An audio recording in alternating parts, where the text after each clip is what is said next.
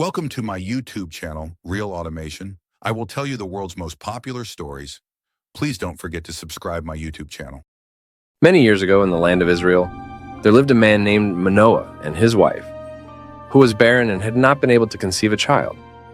Despite their longing for a child, they remained faithful to God and prayed earnestly for his blessing. One day, an angel of the Lord appeared to Manoah's wife, saying, "You are barren and childless, but you are going to become pregnant and give birth to a son. Now see to it that you drink no wine or other fermented drink, and that you do not eat anything unclean. You will become pregnant and have a son whose head is never to be touched by a razor, because the boy is to be a Nazirite, dedicated to God from the womb. He will take the lead in delivering Israel from the hands of the Philistines." Overwhelmed by this divine visitation, Manoah's wife ran to tell her husband the news. Manoah prayed to God, asking for guidance and seeking confirmation of the angel's words. In response, God sent the angel once again to visit Manoah and his wife. When the angel appeared, Manoah asked, "When your words are fulfilled, what is to be the rule that governs the boy's life and work?" The angel replied, "Your wife must do all that I have told her. She must not eat anything that comes from the grapevine, nor drink any wine or other fermented drink, nor eat anything unclean. She must do everything I have commanded her." Manoah then asked the angel to stay while they prepared a young goat as a sacrifice to God. As the flames from the sacrifice ascended to heaven, the angel ascended in the fire, confirming the divine nature of the visitation. Filled with awe and reverence, Manoah and his wife praised God for his goodness and mercy. They named their son Samson, meaning like the sun, and raised him according to the angel's instructions, dedicating him to God from birth. Samson rose to prominence in Israel, known for his incredible strength and unique Nazirite vow. Samson, guided by the Spirit of the Lord, sought to challenge the Philistine oppressors who ruled over Israel. One day, Samson traveled to the Philistine town of Timnah, where he encountered a young lion. In a display of his extraordinary strength, Samson tore the lion apart with his bare hands, a feat that astounded all who witnessed it.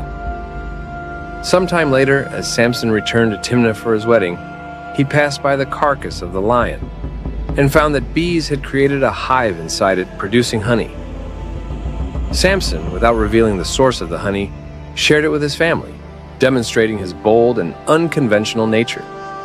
At his wedding feast, Samson posed a riddle to the Philistine guests, challenging them to solve it within 7 days. The riddle, out of the eater, something to eat, out of the strong, something sweet, puzzled the Philistines, who could not discern its meaning. Desperate for an answer, the Philistine guests pressured Samson's wife to discover the riddle's solution. She pleaded with Samson until he relented and revealed the answer to her. She, in turn, shared it with the Philistines, betraying Samson's trust. On the 7th day, as the Philistines confidently answered the riddle, Samson realized that they had learned the answer through deceit. Consumed with anger, he left the feast and traveled to Ashkelon, where he took the lives of 30 men and took their garments to fulfill his promise of a prize. This incident marked the beginning of Samson's conflict with the Philistines, foreshadowing the struggles and battles that would define his life. At another time, Samson visited his wife, but his hopes were dashed when he realized that she had been given to another man. In a bold act of revenge, Samson captured 300 foxes, tied them together in pairs, and set their tails ablaze, unleashing them into the Philistine fields, which were soon engulfed in flames. The Philistines, in their fury, retaliated by taking the lives of Samson's wife and her father. Consumed by grief and rage, Samson waged a one-man war against the Philistines, striking them down with unmatched ferocity. Seeking refuge in a cave at the rock of Etam, Samson found himself surrounded by Philistine soldiers. The men of Judah, fearing the Philistines' reprisal, urged Samson to surrender. Reluctantly, Samson agreed, but only if they promised not to harm him. As the Philistines closed in, the Spirit of the Lord came upon Samson, filling him with renewed strength. With nothing but the jawbone of a donkey in his hand, Samson fought back, single-handedly defeating 1,000 Philistine soldiers in a stunning display of courage and might. After the battle, exhausted and parched, Samson cried out to the Lord for relief. In a miraculous answer to his prayer, water gushed forth from a hollow place in the ground, refreshing Samson's weary body and soul. One day, Samson went to the city of Gaza, a stronghold of the Philistines, and spent the night there. When the people of Gaza learned that Samson was in their city, they surrounded it, intending to capture him at dawn. But Samson was not one to be easily captured. In the middle of the night, he got up and went to the city gates, where he found them securely fastened. Undeterred, Samson tore the city gates from their hinges, bars and all, and carried them to the top of a hill facing Hebron, a city of the Israelites. It was a remarkable display of strength and defiance, showing the Philistines that even in their own stronghold, Samson was a force to be reckoned with. Time passed, and he fell in love with a woman named Delilah, who lived in the valley of Sorek. The rulers of the Philistines saw an opportunity to capture Samson and approached him with a tempting offer, a large sum of money in exchange for discovering the secret of Samson's strength. Delilah, enticed by the promise of wealth, repeatedly asked Samson to reveal the source of his strength. "Tell me the secret of your great strength and how you can be tied up and subdued," she said. 3 times he deceived her, telling her that his strength would be weakened if he were bound with fresh bowstrings, new ropes, or if his hair were woven into a loom. Each time, Delilah tested his words, only to find herself deceived. Finally, Delilah said, "How can you say, 'I love you,' when you won't confide in me? This is the 3rd time you have made a fool of me and haven't told me the secret of your great strength." With such nagging, she prodded him day after day until he was sick to death of it.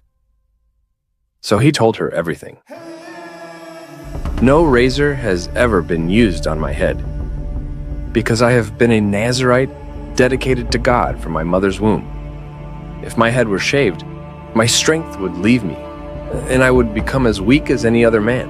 While Samson slept, Delilah betrayed him, cutting his hair and robbing him of his strength.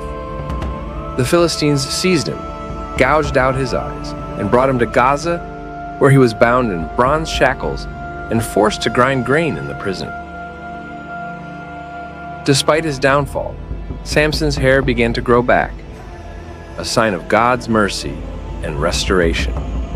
One day, the Philistine leaders gathered in a great temple to celebrate their victory over Samson. They brought him out to entertain them, unaware that his strength had returned. Samson, leaning against the temple's pillars, prayed to God for strength one last time. With a mighty effort, he pushed against the pillars, saying, "Let me die with the Philistines." The temple collapsed, killing himself and all the Philistines inside, including the rulers. Thus, Samson's life ended in a final act of strength and redemption, as he sacrificed himself to deliver Israel from the oppression of the Philistines.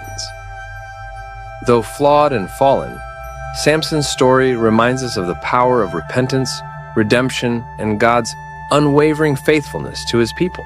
On the end of story, I will request again to subscribe my channel to get more content. I will be thankful for your support.